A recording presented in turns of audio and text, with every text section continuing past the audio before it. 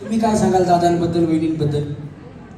मला असं वाटतं की महेश दादांनी सगळ्या महिलांना, म्हणजे ज्या घरगुती आहेत किंवा ज्या जॉब पण करतायत किंवा माझ्यासारख्या ज्या तरुण आहेत, त्यांना सुद्धा इथं ह्या मंचावर येण्याची संधी मिळाली, ह्यातून मला फार जास्त अभिमान वाटतो की आमच्यासारखे तरुण वर्ग, म्हणजे महिला तर आहेत पण आमच्यासारखे जे तरुण आहेत, ज्यांचं म्हणजे नवीनच लग्न झालंय किंवा वय कमी आहे, ते सुद्धा इथं येऊन परफॉर्म करू शकतात, त्यांना संधी मिळाली, ह्याचा मला जास्त अभिमान वाटतो. आणि महेश दादाच मुख्यमंत्री व्हावेत आणि आमदार तर येतीलच असं मला 100% गॅरंटी आहे. तर त्याच्याबद्दल मी खूप खूप महेश दादांची आभारी आहे आणि मला वाटतं सगळ्याच महिला वर्ग आभारी असतील त्यांच्या. धन्यवाद.